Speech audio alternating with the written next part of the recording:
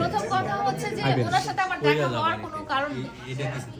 উনি আমার ব্যক্তিগতভাবে পরিচিত না, বা উনি অনেকবার আমার সাথে যোগাযোগ করার চেষ্টা করেছেন উনি যখন ভিকটিম হয়েছেন।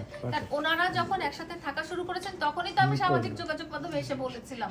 যখন আমি ইভেন ওই যে বিয়ের ঘটনা আমি জানতে পারলাম, সবচেয়ে মজার ঘটনা কি তারা বিয়ে করেছিল সেটা কিন্তু তারা প্রকাশই করেনি, আমি প্রকাশ করে দিয়েছি যে ছবি টবি ভাঙলাম।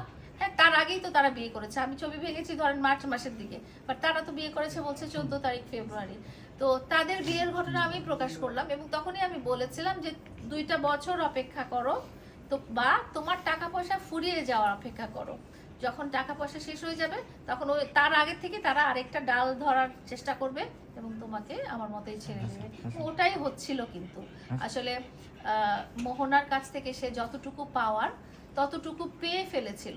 আপনারা একটা জিনিস রিলেট করতে পারবেন, সে আমাকে খুব টর্চার করেছিল আমার বাবা মার এই বাড়িটা তাকে লিখে দেওয়ার জন্য, এবং পরবর্তীতে সে এবং তার ফ্যামিলি এইটা নিয়ে ইভেন কোর্টে বসে বলেছে যে লাইলা কেন বাড়িটা আমাদেরকে লিখে দিল না। এবং লাইলা লিখে দিলে আমরা কি স্টেডিয়ামে বিয়ের প্রোগ্রাম করতাম, হ্যাঁ, সবাইকে দেশবাসীকে দাওয়াত দিয়ে বিয়ের প্রোগ্রাম করতাম। লাইলা লিখে দিল না বাড়িটা। এবং এই যে নারী যার সাথে তার বিয়ে হয়েছে বলছে মোহনা, সেও একটা কথা বলেছে যে তার লাস্ট অফ অল যেটা ছিল যে তাকে 40 লাখ টাকা দিয়ে যমুনা ফিউচার পার্কে একটা দোকান দিয়ে দিতে হবে। সো ঘটনা কিন্তু মানে শুরুর দিকেও একই রকম থাকে, শেষের দিকেও একই রকম থাকে। শুরুর দিকে অনেক ভালোবাসা দেখায়, জীবনসঙ্গী এই সেই হাবি যাবি, শেষের দিকে যেও কিন্তু বাড়ির জন্য দোকানের জন্য ছেড়ে দেওয়ার অবস্থা হয়।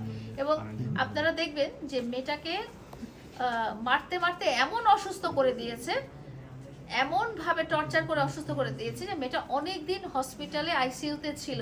এবং তারপরও সে জড়িয়ে ধরে কিন্তু ভিডিও, রোমান্টিক ভিডিও বানাচ্ছে। কিন্তু আমি কিন্তু তার চোখ দেখে বুঝতে পারছি যে এই রোমান্টিক ভিডিও সেই রোমান্টিক ভিডিও না, এই রোমান্টিক ভিডিও হচ্ছে আইওয়াশ, যে না দেখানো।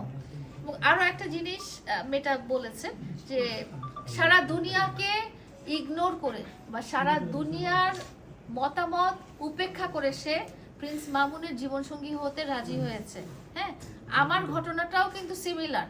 তার মানে ওরা আমার বিশ্বাস ওরা যখন মোহনাকে খুঁজে পেয়েছে যে না ঠিক আছে, এই নারীরও যেহেতু একটা পাস্ট আছে এবং এই নারীরও একটা টাকা পয়সা আছে, এই নারীকে টার্গেট করা যায়, তখন আমারও ধারণা মোহনাকেও ওরা ওই 6-7 মাস কালো জাদুই করেছে।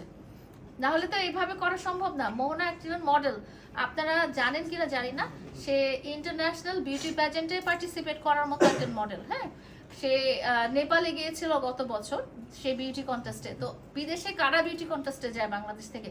যারা টপ অফ দ্য টপ তারাই তো যায়। এই ধরনের একজন ইন্টারন্যাশনাল মডেল কি করে এই টোকাই বস্তি টিকটকারের ফাঁদে পড়বে? অবশ্যই কিছু না কিছু আছে।